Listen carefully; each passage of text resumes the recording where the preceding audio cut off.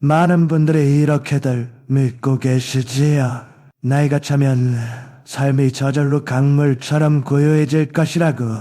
해야 할 일도 줄어들 테니 마음의 짐도 한결 가벼워질 거라고 생각하십니다. 하나, 이 늙은 교수가 오랜 세월을 지켜보니 꼭 그렇지만은 않더군요. 오히려 정반대의 풍경을 수없이 목격해왔습니다. 젊었을 때보다 몸과 마음이 더 쉽게 지쳐버리고 지나가는 말 한마디에도 마음이 갈대처럼 흔들리며 밤만 되면 까닭없이 가슴이 먹먹해지는 그런 노년의 모습 말입니다. 참 이상하지 않습니까? 산전수전 다 겪으며 일생의 큰 고비들은 이미 다 넘겼는데 왜 마음은 오히려 더 불안해지는 걸까요? 사실 노후의 평안함은 시간이 흐른다고 해서 저절로 찾아오는 손님이 아닙니다. 어느 날 아침에 문득 선물처럼 주어지는 것도 아니지요. 노년의 표문은 젊을 시절처럼 애를 써서 쟁취해야 하는 전리품도 아니고 운이 좋다고 해서 우연히 얻어 걸리는 행운도 아닙니다. 그럼에도 불구하고 참 많은 분들이 아주 중요한 한 가지를 까맣게 잊은 채 살아가고 계십니다. 그 한 가지는 우리 삶에 너무 깊이 배어 있어서 문제라고조차 느끼지 못하는 경우가 많습니다. 너무 오랫동안 내 곁에 있었기에 굳이 다시 돌아볼 필요가 없다고 단정 지어버리는 것이지요. 그리고 바로 그 반심한 틈에서 노후의 표물은 소리 없이 금이 가고 무너지기 시작합니다. 저는 지금껏 수많은 분들의 노년을 곁에서 지켜보았습니다. 곳간이 넉넉한 분도 계셨고 자식과 손주들에게 둘러싸인 다복한 분도 계셨지요. 겉으로만 보면 남부러울 것 하나 없어 보이는 비단결 같은 삶이었습니다. 그러나 그분들 중 적지 않은 이들이 담이 깊어지면 깊은 한숨과 함께 혼잣말처럼 이렇게 되뇌곤 했습니다. 다 가졌는데 왜 이렇게 내 마음은 편하지가 않을까 하고 말입니다. 그 탄식 속에는 분명한 이유가 숨어 있었습니다. 하지만 정작 본인은 그 이유를 끝까지 마주하지 않으려 애써 외면하곤 했지요. 사람은 나이가 들수록 몸보다 마음이 먼저 나 좀 봐달라고 신호를 보냅니다. 그 신호는 요란한 꽹과리 소리처럼 오지 않습니다. 몸에 나는 병처럼 어디가 딱 부러지게 아픈 것도 아니지요. 그저 예전보다 조금 더 쉽게 화가 치밀고 별것 아닌 일에 서운해지고 마음이 툭하면 방전된 듯 지쳐버릴 뿐입니다. 많은 분들은 그저 내가 나이를 먹어서 주책이네 하고 개수롭지 않게 넘겨버립니다. 원래 늙으면 다 그런 것이라며 스스로를 타일러버리지요. 하지만 여러분, 이 늙은 교수는 감히 말씀드릴 수 있습니다. 그것은 단지 나이가 들어서 생기는 문제가 아닙니다. 삶을 대하는 태도는 그대로인데 그 위에 세월의 나이테만 더습해진 결과일 뿐입니다. 노후의 평온을 무너뜨리는 것은 인생의 거창한 실패가 아닙니다. 뉴스에 나올 법한 중대한 사건도 아니지요. 오히려 우리가 아무렇지 않게 반복해온 생각들, 한 번도 의심해보지 않았던 궤도, 그리고 너무 오랫동안 손에서 놓지 못한 마음의 고질적인 습관들이 문제입니다. 이것을 깨닫지 못한 채 예순을 넘기고 일환을 맞이하면 사람은 갈수록 더 깊은 외로움 속으로 걸어 들어가게 됩니다. 세상 인심이 야박해져서가 아닙니다. 스스로를 너무 오랫동안 낡은 방식으로 올가매고 있었기 때문입니다. 저는 오랜 시간 인생의 화문들을 걸어가는 분들을 지켜보며 한 가지 공통된 점을 발견했습니다. 평온하고 고요한 노래를 보내는 분들은 남들보다 무언가를 더 많이 가진 분들이 아니었습니다. 더 많이 배우고 더 똑똑한 분들도 아니었지요. 그들은 더 나아나 인생의 어느 길목에서부터인가 달라졌습니다. 자신의 삶을 바라보는 눈과 태도를 조용히 바꾸었던 것입니다. 그리고 그 인생의 전환점은 대부분 아주 조용하고 은밀하게 찾아왔습니다. 누가 귀에 대고 가르쳐준 것도 아니고 책에 정답이 적혀있지도 않았지요. 그래서 참 많은 사람들이 그 중요한 시로를 알아보지 못하고 그냥 스쳐 지나가 버립니다. 만약 지금 제 이야기를 들으시면서 마음 한구석이 왠지 모르게 불편해지셨다면 그것은 우연이 아닙니다. 그 불편함이야말로 당신이 이미 인생의 다음 단계로 발을 들여놓았다는 귀한 신호일지도 모릅니다. 이제부터 저는 우리의 평온한 노후를 방해하는 그 무시된 한 가지에 대해 조곤조곤 이야기를 풀어보려 합니다. 이 이야기는 누군가를 가르치려 드는 훈계가 아닙니다. 무엇이 옳고 그르다며 따지려는 논쟁도 아닙니다. 다만 너무 늦기 전에 우리가 한 번쯤은 멈춰서서 돌아보아야 할 삶의 방향에 대한 조용한 질문입니다. 이 이야기를 끝까지 들어주신다면 여러분은 분명히 깨닫게 되실 겁니다. 왜 어떤 이의 노년은 호수처럼 평온한데 왜 어떤 이의 노년은 끝없이 지치고 고단한 채 그 결정적인 차이를 말이지요. 그리고 마지막에는 남은 생을 어떻게 살아가야 할지에 대한 아주 단순하지만 보석 같은 기준 하나를 스스로 발견하게 되실 겁니다. 어느 순간부터 우리는 스스로에게 이런 질문을 던지기 시작합니다. 젊은 시절에는 먹고 살기 바쁘다는 핑계로 마음 한구석에 미뤄두었던 질문들이지요. 하지만 나이가 들면 그 질문들은 더 이상 기다려주지 않습니다. 담이 깊어 세상이 조용해질수록 그 물음표들은 더 또렷하게 내 머릿속을 맴돌게 됩니다. 저는 오늘 여러분께 정답을 쥐어드리려는 것이 아닙니다. 그저 여러분 가슴속에 앙금처럼 가라앉아 있었지만 누구에게도 터놓지 못했던 그 질문들을 조용히 꺼내보려 합니다. 혹시 이런 경험 있으십니까? 하루 종일 몸을 써서 큰일을 한 것도 아닌데 저녁만 되면 물에 젖은 솜처럼 기운이 바닥난 것 같을 때 말입니다. 몸이 아니라 마음의 진액이 다 빠져나가 먼저 지쳐버린 느낌이지요. 그럴 때 우리는 흔히 내가 나이를 먹어서 그렇지 요즘은 둥체력이 예전 같지 않아 하며 넘깁니다. 하지만 여러분, 정말 그게 전부일까요? 왜 어떤 날은 똑같이 움직였는데도 유난히 마음이 천근만근 무겁게 느껴지고 지나가는 말 한마디에도 속이 뒤집히듯 요동치며 심지어 거울 속에 비친 내 모습이 낯설게까지 느껴지는 걸까요? 또 이런 질문도 고개를 듭니다. 나는 도대체 무엇을 위해 이토록 애를 쓰고 있는가? 누구를 위해 이렇게 내 마음을 갉아먹고 있는가 하고요. 도대체 내가 그토록 지키려고 발버둥 치는 것은 무엇입니까? 나이가 들면 가장 먼저 바뀌는 것은 세상을 보는 눈이 아니라 사람에 대한 기대입니다. 젊을 때는 사람에게 조금 실망하더라도 금세 다시 기대하고 다시 한번 믿어보려 애를 씁니다. 상처받아도 툭 털고 다시 사람을 믿어보는 힘이 있었지요.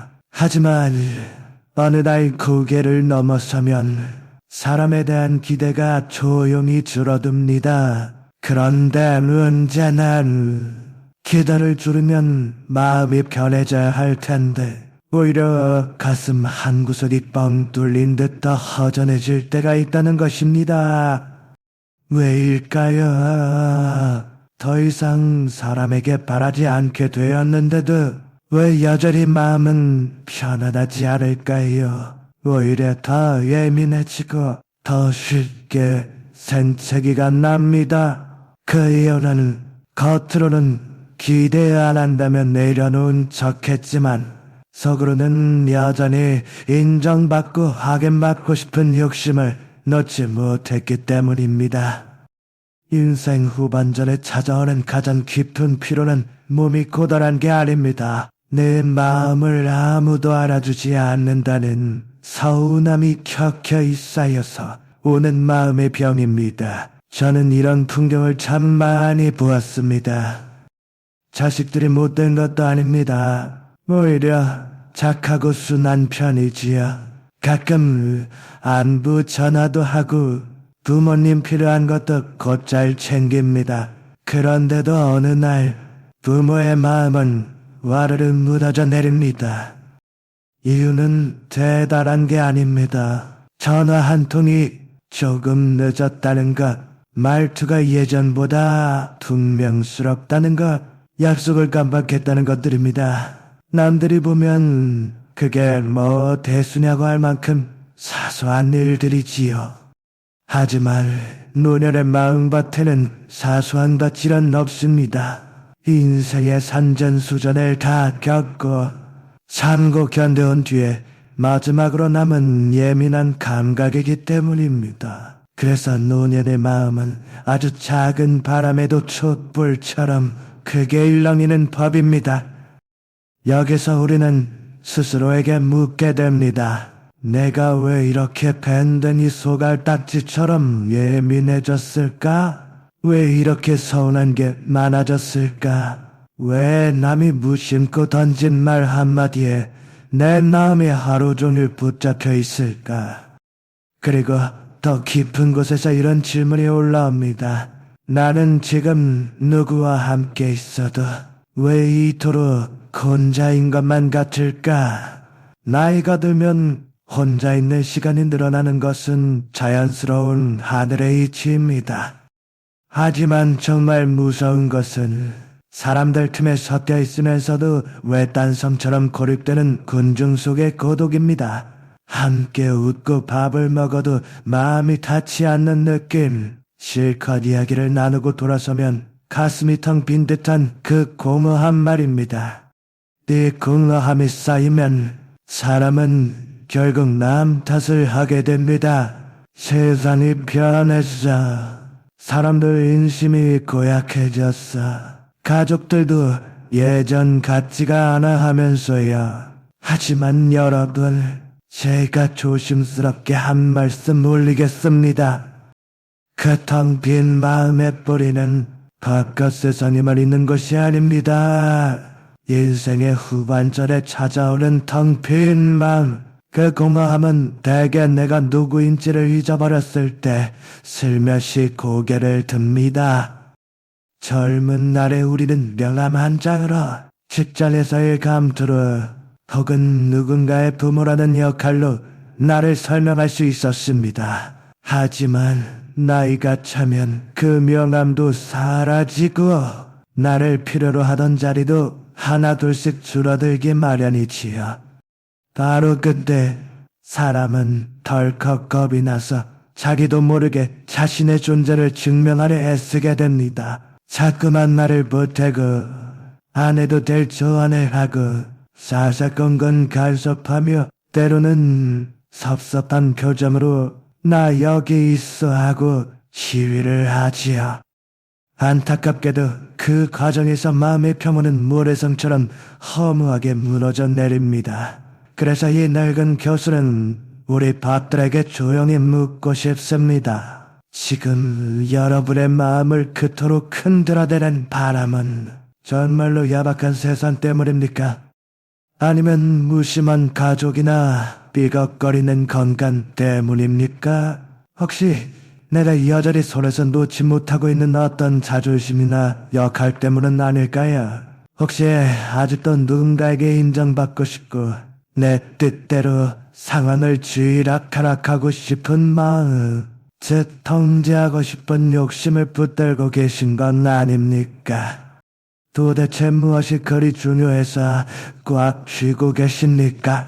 무엇을 손에서 탄도해버릴 때 비로소 내 마음이 깃털처럼 가벼워질 수 있을까요? 그리고 한 가지 더, 입 밖으로는 차마 내뱉지 못하지만 우리 모두가 가슴 깊은 곳에 묻어둔 질문이 하나 있습니다.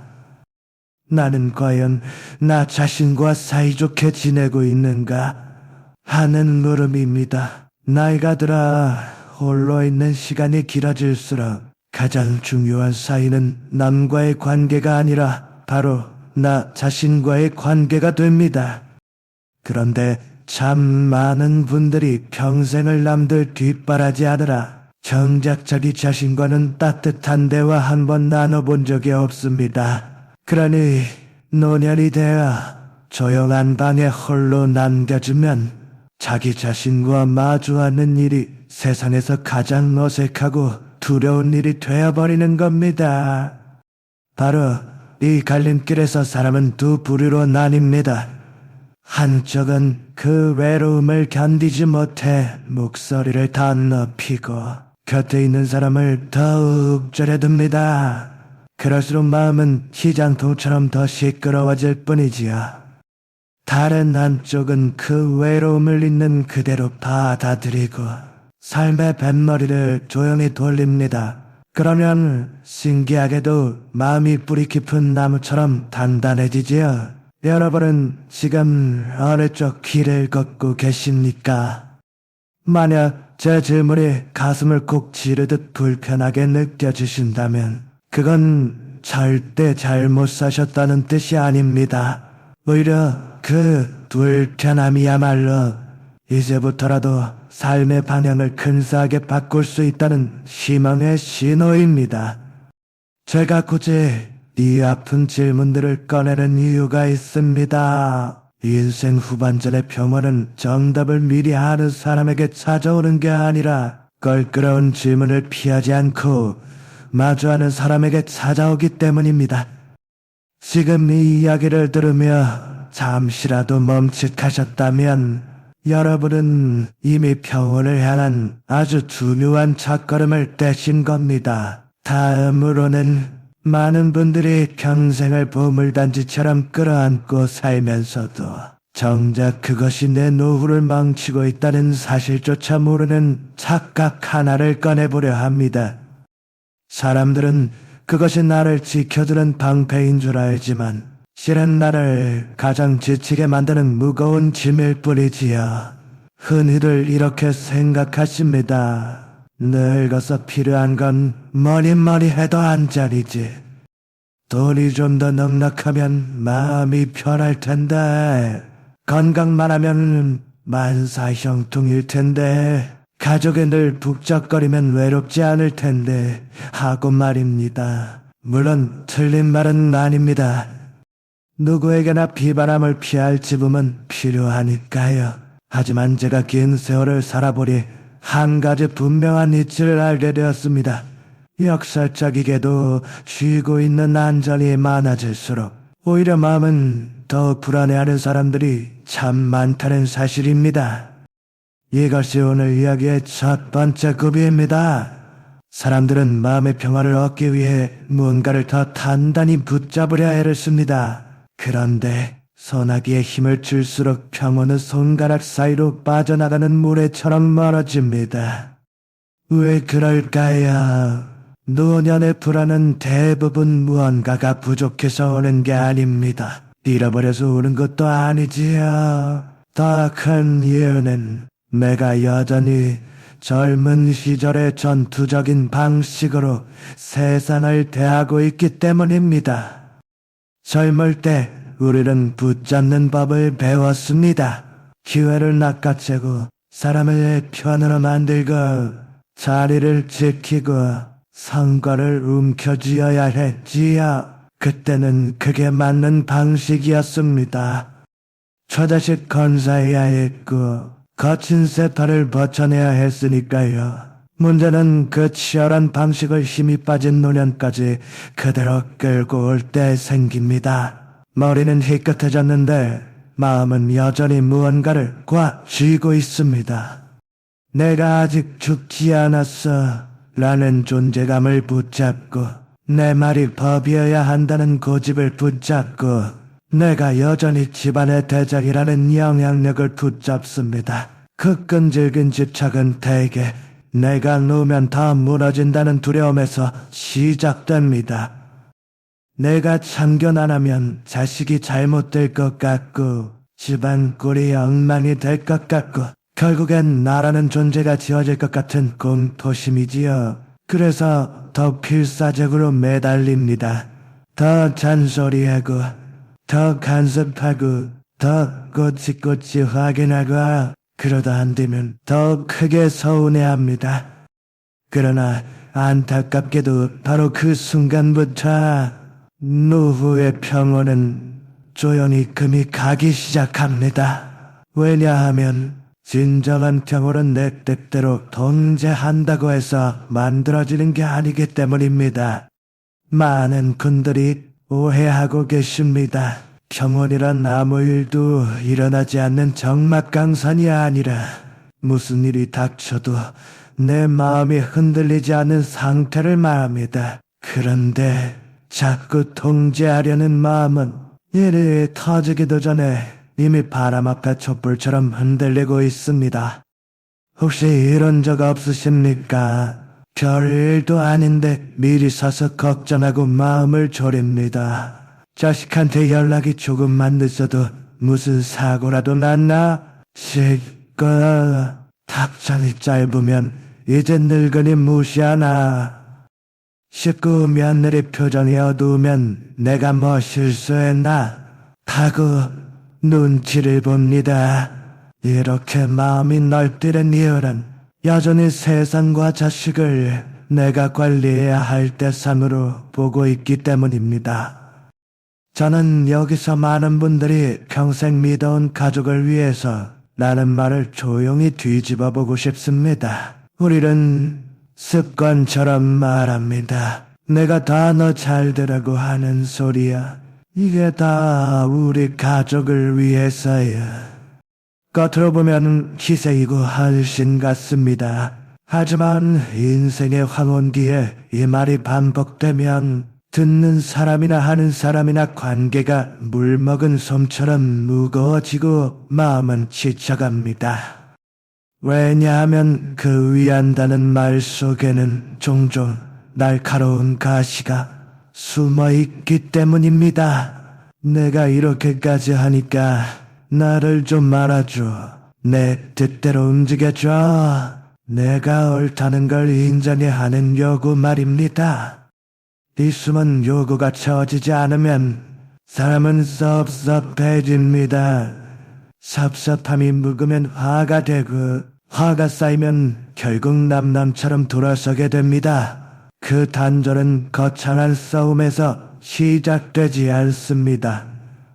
툭 던지는 말 한마디, 보이지 않는 무시, 서늘한 거리감에서 시작되지요. 자, 여기서 두 번째 구비를 돌아야 합니다.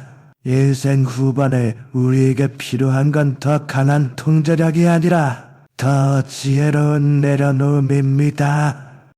내려놓는다는 게 자포자기하라는 뜻이 아닙니다. 나 몰라라 하라는 무책임도 아니지요. 진정한 내려놓음은 내가 꽉 쥐고 있던 것들 중에서 이제는 나를 지켜주지 못하는 낡은 짐들을 골라내어 바닥에 툭 내려놓는 일입니다. 사람은 나이에 따라 지켜야 할 것이 달라집니다. 젊을 때는 통장 잔고를 지켜야 했고 인맥을 관리해야 했고 가족들 밥그릇을 챙겨야 했습니다. 하지만 우리 같은 노년에는 그보다 훨씬 귀한 것이 있습니다. 바로 내 마음의 품격을 지키는 것, 내 말의 무게를 지키는 것, 그리고 내 영혼의 고요함을 지키는 일입니다. 비명석 교수님의 말씀을 빌리자면 일생은 그저 숨만부터 오래 사는 게 목적이 아니라 사람답게 제대로 살아내는 게 목적이라 했습니다. 그런데 제대로 산다는 건 짐을 더 짊어지는 게 아니라 불필요한 곤더더기를 덜어내는 일입니다. 많은 분들이 노후가 불행한 이유를 밖에서 찾으려 합니다. 세상이 야박해서 그래. 사람들이 이기적이야. 자신 놈들이 변했어. 다고요. 물론 그것도 틀린 말은 아닐 수 있습니다. 하지만 더 깊은 뿌리를 들여다보면 내가 여전히 옛날 방식으로 삶의 멱살을 잡고 흔들기 때문입니다. 그 억센 소나기 힘을 풀지 않으니 마음이 굳은 살처럼 딱딱해지는 겁니다. 마음이 딱딱하면 따뜻한 말도 튕겨내고 별것 아닌 일에도 크게 상처를 입습니다. 그래서 일생 후반전에는 타고난 성격보다 그 성격을 다스리는 방식이 더 중요해집니다. 예전에는 내가 참고 말지 하며 꾹꾹 눌러 담았다면 이제는 참는 것만으로는 병이 됩니다. 예전에는 싸워서라도 내 뜻을 관철했지만 이제는 이겨봤자 남는 건 공허한 뿐입니다. 예전에는 내가 굽히고 맞춰줬지만 이제는 그러다가 나라는 사람이 없어져 버릴 것만 같습니다. 그래서 우리 노년의 해답은 조용하지만 분명한 한 곳을 가리킵니다. 이제부터는 억지로 붙잡는 기술이 아니라 슬기롭게 놓아주는 지혜가 필요합니다. 바로 여기서 오늘 이야기의 알맹이가 드러납니다. 우리의 평온한 노후를 망치는 죽범은 돈이 없어서도 아니고 찾아오는 사람이 없어서도 아닙니다. 대부분의 경우 내 마음속에 따리를 들고 있는 내 뜻대로 하려는 거제, 즉 통제의 습관 때문입니다. 이 습관을 고치지 않으면 노후는 겉으론 멀쩡해 보여도 속은 늘 지진 난 듯 흔들리게 됩니다. 다음 이야기에서는 이 통제라는 녀석이 구체적으로 어떤 얼굴을 하고 나타나는지, 그리고 왜 그것이 소중한 사람들과의 관계를 망치고 내 마음을 갉아먹는지 하나하나 짚어드리겠습니다. 혹시 여러분도 지금까지 인생을 악바리처럼 버티며 살아오셨다면 이제는 방식을 조금 바꿔야 할 때인지도 모릅니다. 그 새로운 방식은 생각보다 어렵지 않습니다. 다만 그 새로운 방식이 처음에는 새 신발을 신은 것처럼 낯설 뿐입니다. 사실 통제라는 것은 우리가 생각하는 것처럼 늘 거창한 행동으로 나타나지 않습니다. 고래고래 소리를 지르거나 이래라 저래라 명령하는 것만이 통제가 아니지요. 일세 후반전에 나타나는 통제는 대부분 아주 조용하고 온화한 가면을 쓰고 찾아옵니다. 자식 걱정이라는 이름으로, 부모의 책임이라는 이름으로, 그리고 가장 아픈 사랑이라는 이름으로 포장되어서 말입니다. 그래서 더 위험합니다. 사람은 자신이 사랑으로 하는 행동을 통제라고는 꿈에도 생각하지 않기 때문이지요. 저는 수없이 보았습니다. 다 큰 자식을 품 안에서 놓지 못하는 부모님을, 배우자를 내 뜻대로 고치려 드는 분들을, 젊은 가족의 삶을 붙들고 씨름하는 노년의 모습을 말입니다. 그분들의 마음이 나빠서가 아닙니다. 오히려 너무나 선한 마음, 잘 되기를 바라는 마음이었지요. 하지만 여러분, 선한 의도가 늘 좋은 결과를 맺는 것은 아닙니다. 특히 나이가 들면 마음의 방향보다 그 마음을 전달하는 방식이 훨씬 더 중요해집니다. 이 통제의 습관은 대개 세 가지 모습으로 우리 삶에 스며듭니다. 그리고 이 세 가지 습관은 가랑비에 옷 젖듯이 우리의 평온한 노후를 아주 조용히 무너뜨립니다. 첫 번째는 습관적으로 확인하려는 마음입니다. 요즘 별일랍니? 답은 챙겨 먹었니?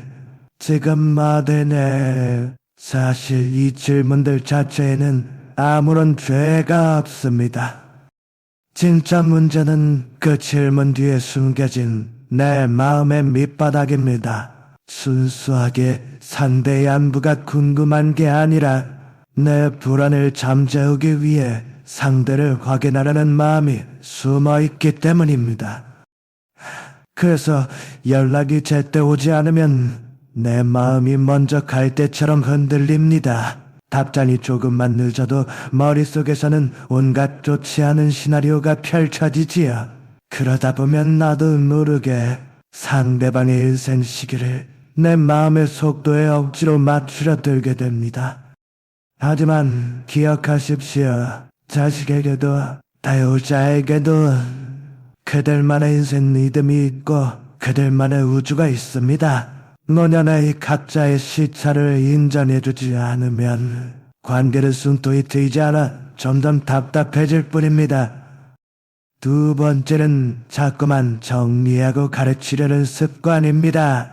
인생을 오래 살다 보면 자연스레 할 말이 많아지지요. 산전수전 겪으며 쌓인 지혜가 있으니 자꾸만 조언을 해주고 싶어집니다. 그 안타까운 마음 저도 10분 이해합니다. 하지만 슬프게도 조언이 많아진다고 해서 관계가 깊어지는 건 아닙니다. 왜냐하면 인생의 후반기에 듣는 조언은 도움이 되는 정보가 아니라 나를 누르는 권력처럼 들리기 쉽기 때문입니다. 그건 이렇게 해야지, 저렇게 하면 안 돼, 네가 다 살아봐서 아는데 말이야. 말하는 사람은 친절을 베푼다고 생각합니다. 하지만 듣는 사람은 끊임없이 채점받고 평가받는 느낌을 받습니다. 그리고 누군가 나를 평가한다고 느끼는 관계에서는 따뜻한 온기가 오래 머물 수 없습니다. 사람은 나이가 들수록 설령 부모라 할지라도 누군가에게 내 인생을 판정받고 싶어 하지 않습니다. 가장 가까운 가족이라면 더더욱 그렇지요. 세 번째는 마음속에 서운함을 차곡차곡 쌓아두는 습관입니다. 이 습관은 겉으로는 티가 잘 나지 않습니다. 입으로는 아니야, 나는 괜찮아, 신경 쓰지 마라 하며 쿨한 척합니다. 그러나 속마음은 이미 장부책을 꺼내 기록하고 있습니다. 연락이 늦었던 날, 내 말을 건성으로 들었던 순간, 내가 아플 때 곁에 없었던 시간들을 꼼꼼히 적어두지요. 이렇게 서운함이 앙금처럼 쌓이면 사람은 점점 더 예민해집니다. 더 불행한 건 그 예민함을 나 자신조차 감당하기 힘겨워진다는 점입니다. 결국 별것 아닌 작은 일에도 묵혀둔 감정이 화산처럼 폭발하게 됩니다. 나 스스로도 깜짝 놀랄 만큼 날카롭고 모진 말들이 튀어나오지요. 그리고 그 폭풍이 지나간 자리에 남는 것은 깊은 후회뿐입니다. 내가 왜 그랬을까? 왜 그렇게까지 모질게 말했을까? 하지만 그 후회는 단순히 내뱉은 말에 대한 후회가 아닙니다. 내 안에 쌓여있던 삶의 무게가 내가 원치 않는 흉한 모습으로 터져나온 것에 대한 서글픔입니다. 확인하고 가르치려 하고 서운해하는 것, 이 세 가지가 바로 인생 후반에 우리를 괴롭히는 통제의 정체입니다. 이 통제 욕구가 깊어질수록 우리 마음의 평화는 안개처럼 사라집니다. 왜냐하면 통제하려는 마음은 끝없이 다음을 요구하기 때문입니다. 더 확인해야 해, 더 가르쳐야 해, 더 인정받아야 해. 이 욕심에는 다닥이 없습니다. 끝이 없다는 말은 죽을 때까지 내 마음이 쉴 곳을 찾지 못한다는 뜻과 같습니다.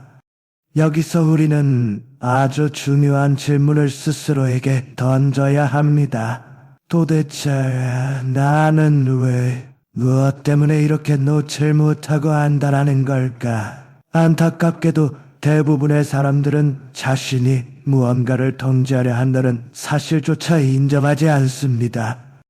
오히려 굳게 믿고 있습니다. 내가 잔소리를 안 하면 이 집구석에 안 돌아가. 내가 이렇게라도 안 챙기면 저 사람은 당장 망가질 거야. 내가 꾹 참고 붙들지 않으면 우리 가족은 뿔뿔이 흩어질 거야. 라고 말입니다.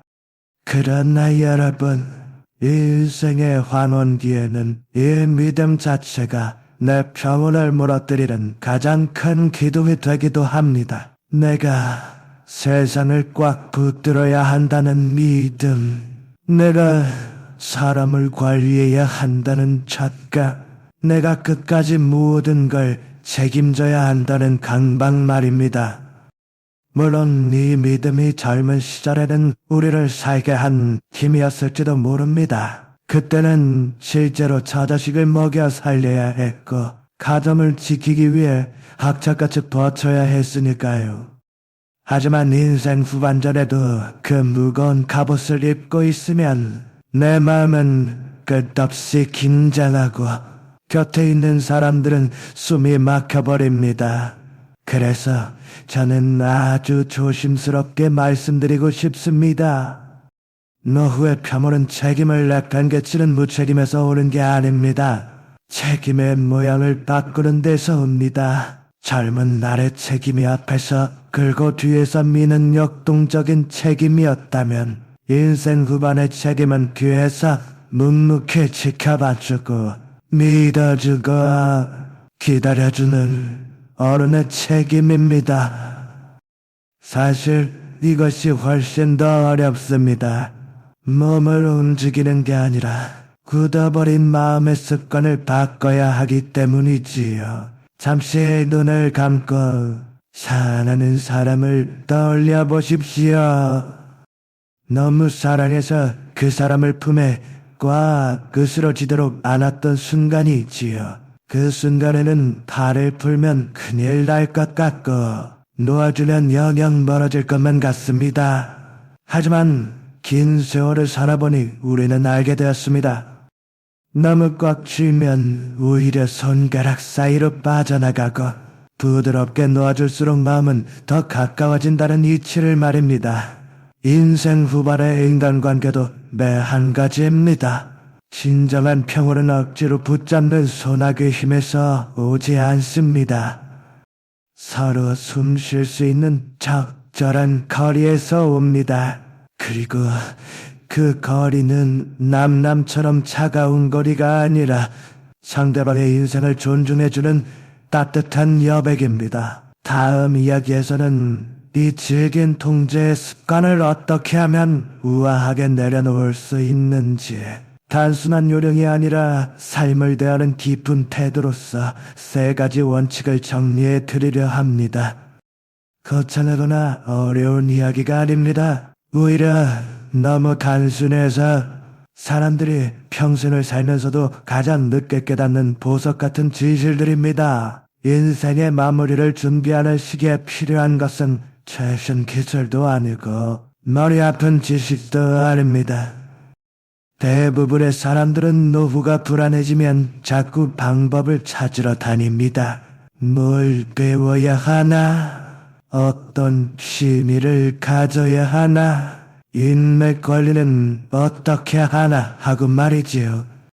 하지만 제가 오랜 세월 지켜보며 내린 결론은 하나입니다. 노후의 평온은 무언가를 더 보태고 채워서 만들어지는 게 아닙니다. 오히려 내 안에 꽉 차 있는 불필요한 것들을 비워내는 과정에서 저절로 생겨납니다. 그리고 그 비움은 대책 없이 그냥 손을 놓는 포기가 아닙니다. 분명한 방향과 기준이 있는 지혜로운 내려놓음이지요. 오늘 이 시간에는 노후의 평온을 떠받치는 3개의 기둥에 대해 말씀드리려 합니다. 어찌 보면 다 아는 뻔한 소리처럼 들릴 수도 있습니다. 그러나 아는 것과 그것을 내 삶으로 살아내는 것은 하늘과 땅 차이입니다. 머리로 아는 것은 지식이지만 가슴으로 살아내는 것이야말로 진짜 지혜니까요. 일생 후반의 평은 이 세 가지 기둥을 단순히 말로만 아는 게 아니라 내 삶의 태도로 온전히 받아들일 때 비로소 시작됩니다. 첫 번째 기둥은 내가 어찌할 수 있는 일과 내 손을 떠난 일을 냉정하게 구분하는 지혜입니다. 많은 분들의 마음이 지옥이 되는 이유는 내가 통제할 수 없는 영역까지 억지로 주고 흔들려 하기 때문입니다. 다 큰 자식의 마음을 내 맘대로 하려 하고 배우자의 기분을 뜯어 고치려 하고 흘러가는 세상의 이치를 거스르려 합니다. 하지만 기억하십시오. 내가 어찌할 수 없는 것을 붙잡는 순간 마음은 팽팽한 활시위처럼 늘 긴장하게 됩니다. 그 긴장이 계속되면 어떤 평온도 오래 머물 수가 없지요. 여기서 우리는 스스로에게 물어봐야 합니다. 지금 나를 잠 못 들게 하는 이 걱정이 정말 내 힘으로 바꿀 수 있는 일인가? 예를 하나 들어볼까요? 자식이 요즘 통 연락이 뜸합니다. 마음이 불안하고 서운합니다. 그런데 이때 내가 통제할 수 있는 게 무엇입니까? 자식의 생활 습관을 드서고치는 겁니까? 잔소리에서 자식의 인생을 내 시간표대로 움직이는 겁니까? 아닙니다. 그건 불가능합니다. 내가 통제할 수 있는 유일한 것은 자식을 대하는 내 말씨의 온도입니다. 연락을 기다리는 내 마음의 자세입니다. 그리고 그 빈 시간을 내 즐거움으로 채우는 나의 방식뿐입니다. 그런데 참 안타깝게도 많은 분들이 내 힘으로 안 되는 일에 기회를 쓰느라 정작 내가 할 수 있는 소중한 것들을 놓쳐버립니다. 걱정하느라 내 말투는 날카로워지고 표정은 굳어지고 나의 귀한 하루는 불안으로 얼룩져버리지요. 그래서 첫 번째 기둥은 상대를 바꾸려는 헛된 힘이 아니라 나 자신을 지키는 현명한 힘입니다. 내가 바꿀 수 있는 나에게 집중할 때 평온은 조용히 제자리를 찾아옵니다. 두 번째 기둥은 관계의 중심을 요구해서 존중으로 옮기는 일입니다. 젊을 때 인간관계는 서로 필요한 것을 주고받으며 유지됩니다. 필요하니까 만나고 필요하니까 기대도 하게 되지요. 하지만 늙어서도 똑같은 방식으로 관계를 맺으려 하면 서로가 진짝처럼 무거워집니다. 왜냐하면 나이가 들면 남이 나에게 걸은 기대를 감당해낼 마음의 체력이 예전 같지 않기 때문입니다. 이때 관계를 살리는 유일한 길은 상대에 대한 요구를 줄이는 것입니다. 요구라는 놈은 참 다양한 얼굴을 하고 있습니다. 연락 좀 자주 내라. 내 말 좀 들어라. 내 속 좀 알아줘라. 이 요구들이 쌓이면 관계는 숨을 쉴 수가 없습니다. 숨 막히는 관계는 결국 도망가고 멀어지기 마련이지요. 여기서 많은 분들이 실수로 다시 통제의 칼을 꺼내듭니다. 멀어지는 사람을 억지로 붙잡으려 하고 더 잔소리하고 사랑을 확인하려 들지요. 그러나 지혜롭게 나이 드는 분들은 정반대로 움직입니다. 관계를 밧줄로 꽁꽁 묶는 대신 오히려 매듭을 느슨하게 풀어줍니다. 존중이란 상대를 남처럼 방치하는 게 아닙니다. 자식이든 배우자든 그들의 삶이 내 뜻과 다르더라도 그들만의 독자적인 세계가 있음을 인정해주는 것입니다. 이렇게 마음을 먹으니 가족 사이가 신기할 정도로 더 따뜻하고 돈독해지더군요. 사람은 누구나 자신을 소중히 여기고 알아주는 곳으로 다시 오고 싶어 하는 법이니까요. 그러니 이 두 번째 기둥은 그저 관계를 잘 유지하는 요령이 아니라 관계를 다시 살려내는 귀한 마음가짐이 됩니다. 그리고 세 번째 기둥은 내 삶의 굳건한 중심을 남의 눈치나 반응이 아니라 온전히 나만의 고유한 박자로 돌려놓는 일입니다. 이 중요한 기둥을 소홀히 대하면 노년의 평화로운 마음은 틀림없이 흔들릴 수밖에 없답니다. 우리의 삶의 황혼기에 가장 경계해야 할 것은 내 삶의 기쁨과 슬픔이 오롯이 남의 반응에 의해 결정되는 그런 상태이기 때문이지요. 자식에게서 전화가 오면 세상 다 얻은 듯 기분이 좋다가도 연락이 없으면 그날 하루가 통째로 무너지는 듯한 기분을 느끼기도 합니다. 누군가 내 말을 귀 기울여주면 마음이 편안하다가도 무심코 스쳐 지나가면 속이 뒤집히는 듯한 답답함을 느끼지요. 이런 식으로 살다 보면 내 마음의 평온은 어느새 남의 손에 쥐어있는 형국이 됩니다. 그러면 나는 내 삶의 어엿한 주인이 아니라 그저 남의 작은 반응 하나만을 애타게 기다리는 가련한 사람이 되고 마는 것이지요. 하지만 참으로 고요하고 평화로운 노년을 보내시는 나의 벗들은 살아가는 방식이 달랐습니다. 그분들은 아침에 눈을 뜨면 오늘 내가 무엇을 받을까 기대하며 하루를 시작하지 않으셨지요. 오히려 오늘 내가 무엇을 지켜낼까 하는 마음으로 하루를 열었답니다. 그 지켜낼 것이란 바로 나만의 소중한 리듬이었습니다.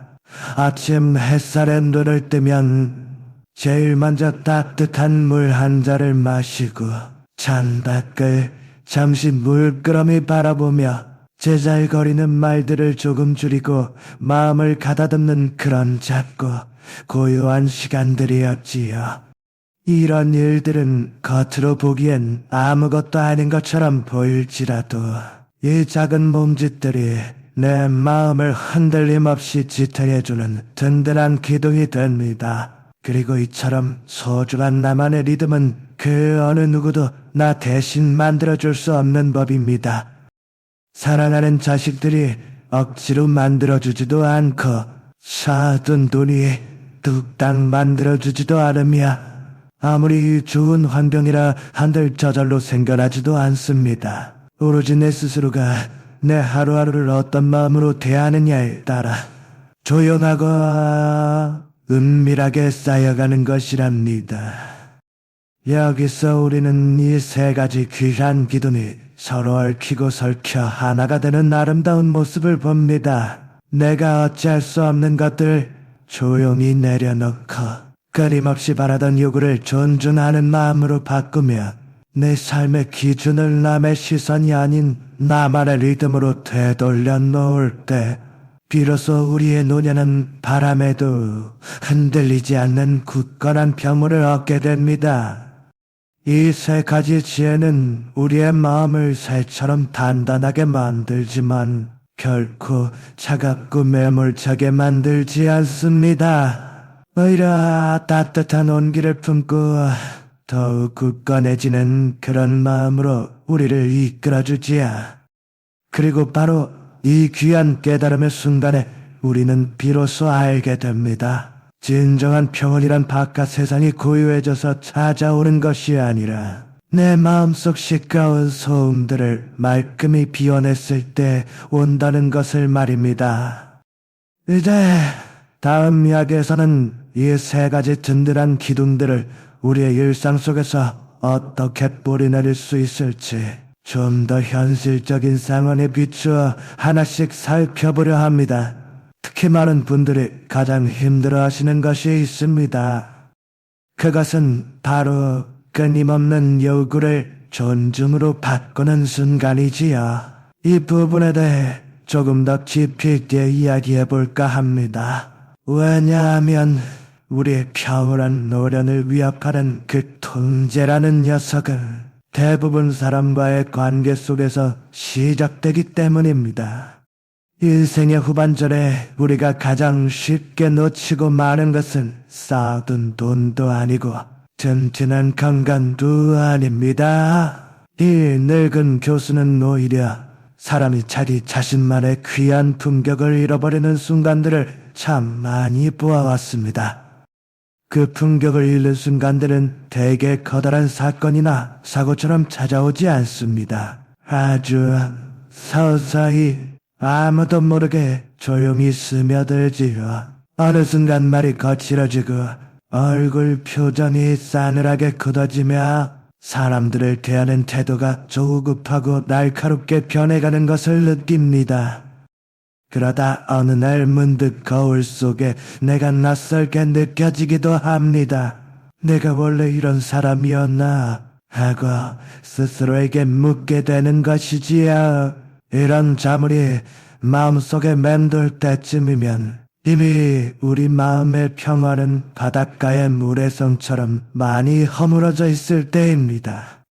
그래서 일생의 후반전에는 그 무엇보다도 먼저 내 자신의 고귀한 인격의 아름다운 모양새를 지켜야 합니다. 여기서 제가 말씀드리는 인격이라는 것이 거창한 도덕률을 의미하는 것은 아닙니다. 남들을 훈계하고 가르치려 드는 고상한 척하는 모습도 아니지요. 그저 내가 나 자신을 보듬는 방식, 그리고 이웃들을 대하는 방식이 있다. 역시 나이 드니 참 단정하고 어른스러우시네 하고 느껴질 만큼 곱게 익어가는 것을 말합니다. 왜 이처럼 품격 있는 태도가 그토록 중요할까요? 노년의 평화로운 마음은 그저 가슴 속에 아무런 파동도 없는 고요한 상태만을 뜻하는 것이 아닙니다. 진정한 노년의 평화는 내 스스로가 나 자신을 결코 부끄러워하지 않는 그런 당당한 상태를 말합니다. 저는 많은 노년들이 단순히 외로워서가 아니라 자기 자신에게 실망하고 부끄러움을 느낄 때 마음이 더 깊이 흔들리는 것을 보았습니다. 그러니 내 마음의 평화를 지키는 진정한 길은 남들에게 나를 더 멋지고 대단하게 보이려 애쓰는 것이 아니라 그저 나를 단정하고 기품 있는 사람으로 가꾸는 일입니다. 우리가 인생의 환원기에 가장 쉽게 놓치고 많은 품격은 대개 이 세 가지 지점에서 무너지기 쉽습니다. 첫째는 바로 말에서 품위를 잃어버리는 경우입니다. 세월이 흐를수록 우리는 말이 짧아지고 단단히 빨라지며 표현이 너무 직선적이고 단도직입적으로 변하는 경향이 있습니다. 젊은 날에는 그런 시원시원하고 단도직입적인 화법이 때로는 능력처럼 비치기도 했습니다. 하지만 인생의 후반기에는 그 칼날 같은 말이 오히려 소중한 관계를 두둥강내는 날카로운 비수가 되기도 한답니다. 특히 피를 나눈 가족 사이에서는 그 상처가 더 깊어지지요. 무심코 자식에게 던진 한마디가 그 자식의 가슴속에 오랫동안 지워지지 않는 몸으로 남을 수 있습니다. 평생의 반려자인 배우자에게 건넨 날 선발 한마디는 그 집안 전체에 온화했던 공기마저 싸늘하게 바꾸어 놓습니다. 말은 뱉으면 사라지지만 그 말로 인해 변한 공기는 고스란히 남아 우리를 짓누르는 법이니까요.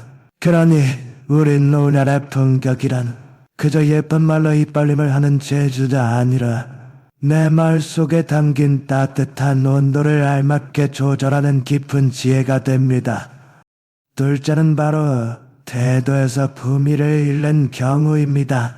태도는 말보다 훨씬 더 빠르게 그리고 날 것 그대로 우리 마음을 보여줍니다. 다가온 눈빛, 깊은 한숨, 차가운 침묵, 획 돌리는 고갯짓, 이런 것들이 바로 우리의 감정을 여실히 드러내는 태도이지요.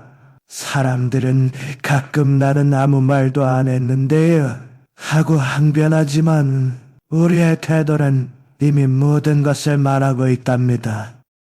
인생의 황혼기에는 그 태도가 지니는 무게가 훨씬 더 커집니다.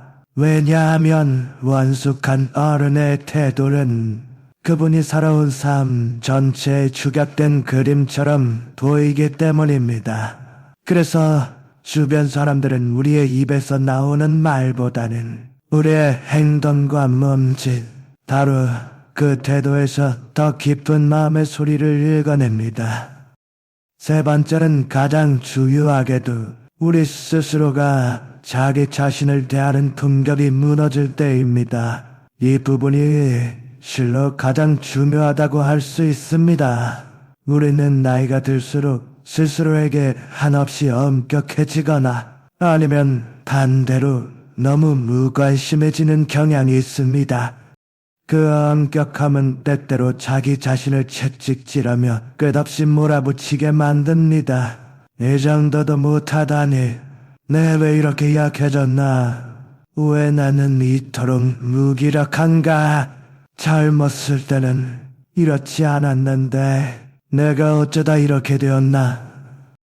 하고 스스로를 탓하게 되는 것이지요. 무관심은 또 다른 모습으로 우리 자신을 방치하게 만듭니다.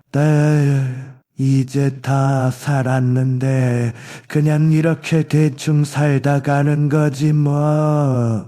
더 이상 무슨 의미가 있겠어. 하면서요, 이제 다 끝난 인생 아닌가 하고 체념하게 되지요. 엄격함과 무관심, 이 둘은 겉으로는 정반대 같지만 결국은 우리 마음의 평화를 똑같이 좀먹는답니다. 여기서 이 늙은 교수는 인생의 황혼기에 여러분이 꼭 가슴에 새겨두셨으면 하는 문장 하나는 말씀드리고 싶습니다. 나이가 든다는 것은 몸이 약해지는 것만을 의미하지 않습니다. 오히려 우리가 더 귀하고 소중히 여기며 조심해야 할 것들이 늘어나는 것이지요. 그렇다면 우리는 무엇을 조심해야 할까요? 바로 우리의 품격. 이 품위는 우리 자신을 조럼하게 지키기 위한 방패와 같습니다. 체면은 남의 눈길이 있을 때만 번지르르하게 작동하지만 진정한 품위는 아무도 없는 고요한 혼자만의 시간에 진짜 빛을 발하는 법입니다. 홀로 남겨진 그 점막 속에서 내가 나 자신을 어떻게 대하고 보듬어주는가. 그것이 바로 우리 노년의 평화를 결정하는 중요한 기준이 됩니다. 그리고 이 귀한 품위는 아무리 많은 돈을 준다 한들 살 수 없고 높은 지위에 오른다 한들 저절로 얻어지는 것이 아닙니다. 오직 우리가 매일매일 해 나가는 작은 선택들로 인해 파이가 깎여나가듯 아주 천천히 쌓여가는 것이지요. 오늘은 어떤 말을 참아 입 밖으로 내지 않고 삼켜낼 것인가? 오늘은 어떤 상난 감정을 조용히 가다듬어 정리할 것인가? 오늘은 어떤 섭섭한 마음을 애써 붙들지 않고 헐가분하게 놓아줄 것인가? 이처럼 보잘것없어 보이는 작은 선택들이 모여 우리 노년의 아름다운 품격을 만들고 그 품격이 곧 우리의 평화로운 마음을 굳건히 지켜줄 것입니다. 여기서 우리는 또 하나의 중요한 전환점을 마주하게 됩니다. 인생의 후반기에 지켜야 할 품격은 남들 앞에서 우뚝 서는 강인함을 위한 것이 아니라 나 자신을 안팎으로 부드럽게 하지만 결코 흔들리지 않게 단단히 만드는 귀한 작업입니다. 강물처럼 부드러우면서도 태산처럼 흔들리지 않는 마음, 봄볕처럼 따뜻하면서도 남의 말에 쉽사리 휩쓸리지 않는 태도를 가질 때 우리는 비로소 그 누구에게도 기대지 않고도 내 마음속에서 스스로 평화를 길어 올릴 수 있게 됩니다. 다음 이야기에서는 이처럼 귀한 품격과 평온을 우리 삶 속에서 어떻게 꽃피울 수 있을지, 곧 아픈 위로가 아니라 우리를 잠들게 하지 않고 오히려 정신을 번쩍 들게 하는 깨어있는 위안에 대해 깊이 있게 나누어 볼까 합니다. 인생의 황혼기에 우리가 필요로 하는 위안은 그저 귀에 달콤하게 속삭이는 그런 말이 아닙니다. 때로는 가슴 아픈 불편한 진실을 있는 그대로 받아들이고도 흔들리지 않고 숨을 고르게 쉴 수 있게 해주는 굳건한 마음의 힘이지요.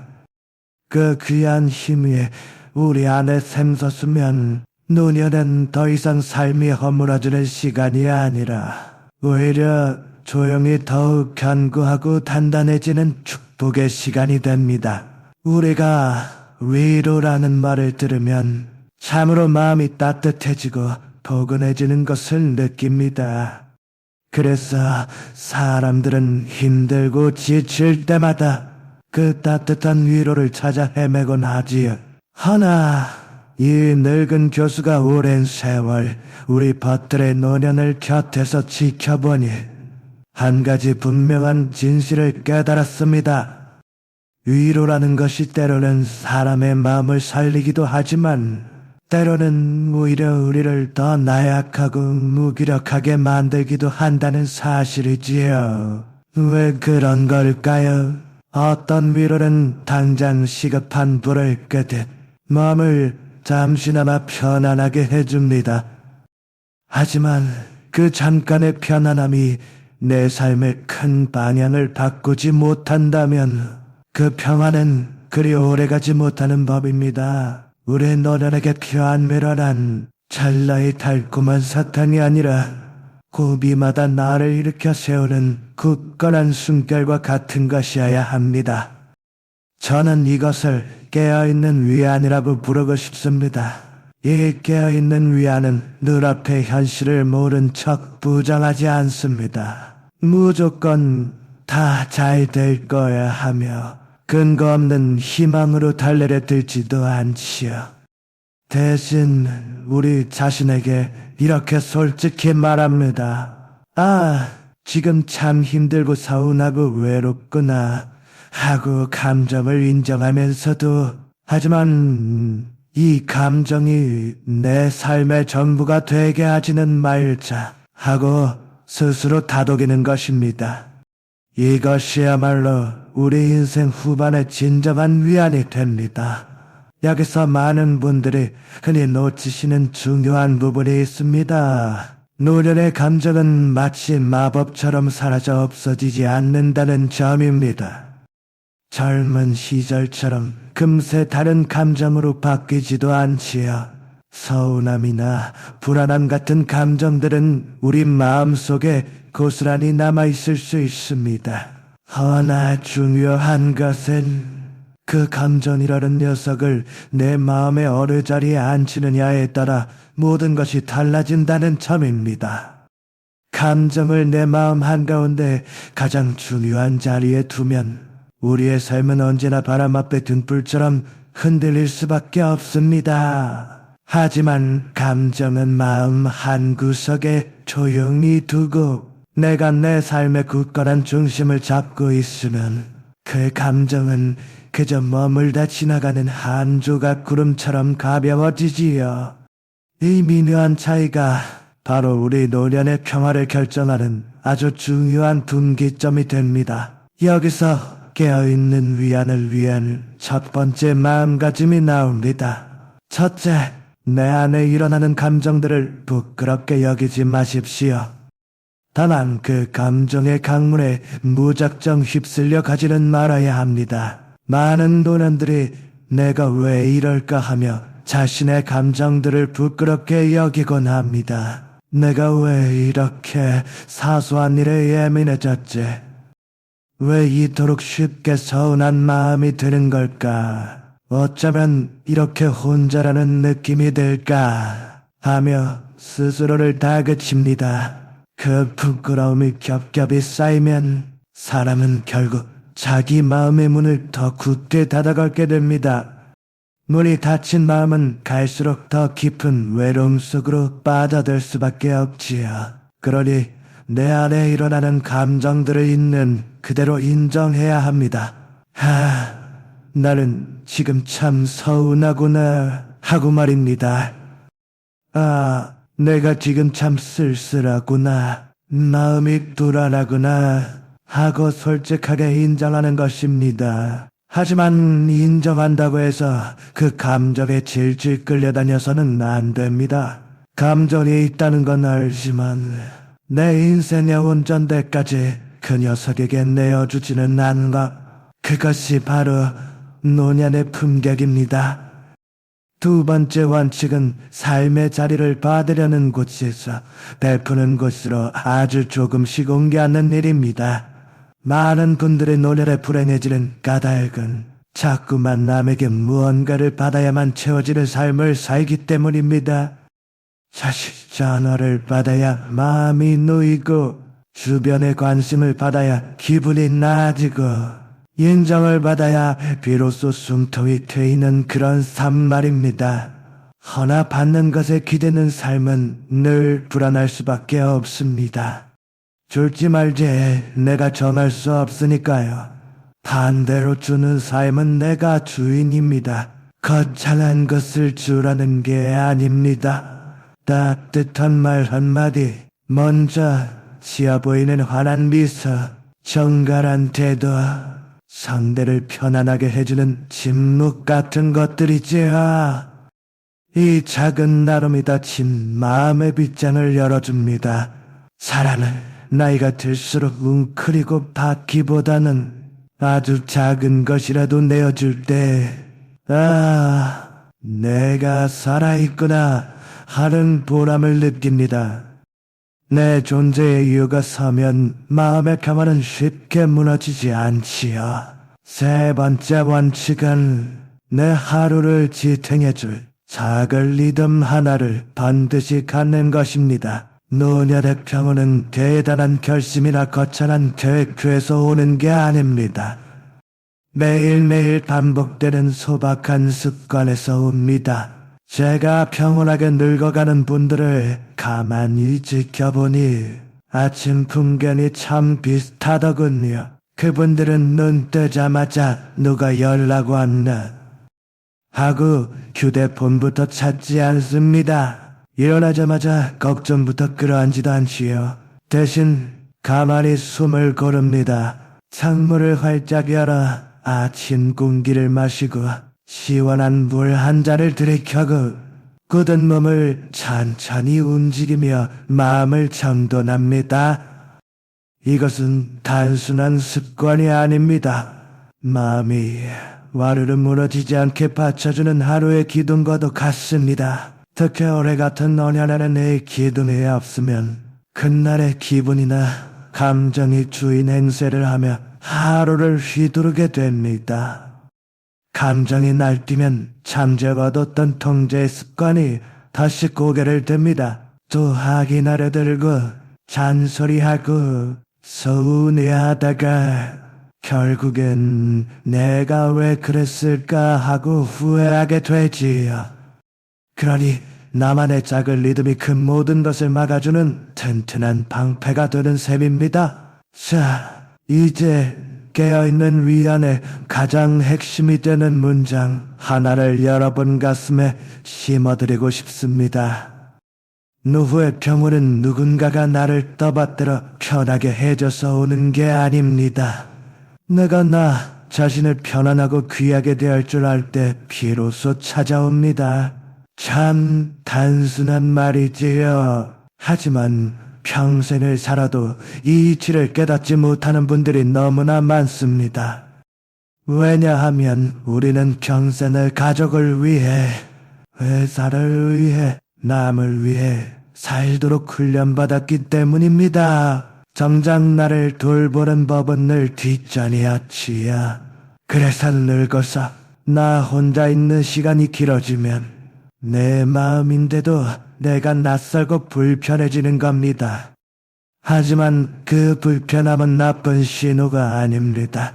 이제부터라도 나 자신과 다시 잘 지내보라는 아주 귀한 초대장입니다. 여기서 마지막으로 노년의 위로에 대해 한 말씀 더 얹고 싶습니다. 진정한 위로는 아픈 곳을 덮어두고 잠재우는 자장가가 아니라 나를 번쩍 일으켜 세우는 죽비 같은 말이어야 합니다. 우리에게 지금 필요한 건 뜬구름 잡는 힘만이 아니라 이 냉정한 현실을 꼿꼿하게 버티게 하는 힘이니까요. 그 힘은 어디서 솟아날까요? 꽉 쥐고 있던 것을 슬그머니 놓아볼 때, 내 뜻대로 하려던 요구를 상대를 위한 존중으로 바꿀 때, 나만의 하루 리듬을 지킬 때, 그리고 무엇보다 내가 나를 귀하게 여길 때 생겨납니다. 그때 비로소 깨닫게 됩니다. 노년은 인생이 끝나는 내리막길이 아니라 어지러웠던 삶을 가지런히 정리하는 시간이라는 것을, 무너져 내리는 시간이 아니라 보석처럼 단단하게 여물어가는 시간이라는 것을 말입니다. 이제 마지막으로 이 모든 이야기를 하나의 풍경에 담아 마무리해 볼까 합니다. 그리고 오늘 이 이야기를 들으신 여러분이 당장 실천할 수 있는 아주 작지만 강력한 행동 하나를 권해드리려 합니다. 물론 그 행동 하나로 인생이 하루아침에 바뀌지는 않을 겁니다. 하나, 일단 시작하면 여러분의 평온은 더 이상 모래성처럼 쉽게 무너지지 않을 것입니다. 해가 지고 저녁이 되면 집안의 소음이 잦아들지요. 식탁을 치우고 불을 하나둘 끄면 그제야 우리는 내 마음속 깊은 곳에서 들려오는 소리를 듣게 됩니다. 낮에는 요령껏 버틸 수 있습니다. 사람들과 말도 섞고 할 일도 있고 몸을 움직이니 잊을 수 있지요. 하지만 밤은 다릅니다. 고요한 밤은 핑계를 허락하지 않고 내 마음을 숨을 곳 없이 벌거벗겨버립니다. 그래서 어떤 분들은 밤이 오는 게 무섭다고 하십니다. 별일도 없는데 가슴이 꽉 막힌 듯 답답하고 자꾸만 지나간 일들이 떠오르니까요. 누가 나한테 섭섭하게 했더라? 내가 왜 그런 모진 말을 했을까? 내 팔자는 왜 이런가? 하는 생각들이 분물 터지듯 밀려옵니다. 하지만 벗들이야 저는 이렇게 말씀드리고 싶습니다. 그런 밤이 찾아왔다면 당신이 약해진 게 아닙니다. 당신의 인생이 이제 다음 단계로 넘어가는 문턱에 와 있다는 뜻입니다. 인생의 후반전은 무언가를 더 쌓아 올리는 시간이 아닙니다. 굳이 증명하려 애쓰는 시간도 아니지요. 불필요한 무게를 내려놓고 주변을 정리하는 시간입니다. 그 정리가 끝나면 마음은 깃털처럼 가벼워지고 그 빈자리에 다시 따뜻한 온기가 돕니다. 오늘 저는 우리의 평온을 해치는 범인으로 통제하려는 마음을 지목했습니다. 오늘 밤 혹은 내일 아침 눈을 뜨시면 가장 먼저 해야 할 일이 있습니다. 습관처럼 휴대폰을 열어 남의 연락을 확인할 게 아니라 가만히 내 마음의 중심을 확인해 보십시오. 그리고 딱 한 가지만 스스로에게 물어보세요. 지금 나는 내 힘으로 어쩔 수 없는 것을 붙들고 끙끙대고 있는가? 아니면 내가 할 수 있는 소중한 것을 지키고 있는가? 이 질문 하나가 여러분의 남은 날들을 지켜주는 든든한 등대가 될 것입니다. 만약 내가 어쩔 수 없는 것을 붙잡고 있었다는 걸 깨달았다면 바로 그 순간 아주 작은 내려놓음을 시작하면 됩니다. 거창하게 다 포기하라는 말이 아닙니다. 단벌의 성인군자가 되라는 말도 아니지요. 그저 오늘은 하고 싶은 잔소리 한마디를 꿀꺽 삼켜보고 서운한 마음을 장부에 적지 말고 한 번만 흘려보내고 자식 걱정할 시간에 대신 깊은 숨을 한 번 더 쉬어보는 것. 딱 그 정도면 충분합니다. 인생 후반의 기적 같은 변화는 대단한 결심에서 오지 않습니다. 이런 소박한 선택들이 모여 만들어집니다. 그리고 그 선택은 의사도 자식도 대신해 줄 수 없습니다. 오직 당신만이 할 수 있는 일입니다. 만약 지금 제 이야기를 들으시며 고개를 저억거리고 계시다면 당신은 이미 잃어버린 평온을 되찾을 준비가 다 되신 겁니다. 이곳에서는 앞으로도 그런 분들을 위해 소란스럽지 않지만 바위처럼 단단한 이야기들을 계속 나누려 합니다. 누군가를 탓하거나 가르치려 들지 않고 흔들리는 삶의 기둥을 다시 곧게 세우는 그런 이야기들 말입니다. 남은 생을 조금 더 가볍고 단정하게 살아가고 싶으시다면 다음 이야기에서도 저와 함께 발맞추어 걸어주시면 좋겠습니다. 그리고 혹시 오늘 이 이야기가 여러분의 허한 마음을 조금이라도 어루만져 주었다면 주변에 당신과 비슷한 세월을 건너오신 벗들에게 조용히 말로 전해주십시오. 나이가 들수록 100마디 요란한 조언보다 진심이 담긴 말 한마디가 더 큰 힘이 되기도 하니까요. 오늘 이야기의 끝자락에 이 문장 하나만은 꼭 남겨드리고 싶습니다. 노후의 평온은 세상이 나를 편하게 해줄 때 오는 것이 아니라 내가 나 자신을 더 이상 못 살게 굴지 않을 때 찾아온다. 부디 여러분의 남은 시간들이 힘없이 허물어지지 않기를 간절히 바랍니다. 오히려 비바람을 견딘 구멍처럼 조용히 그리고 단단하게 깊어지시기를 축복합니다.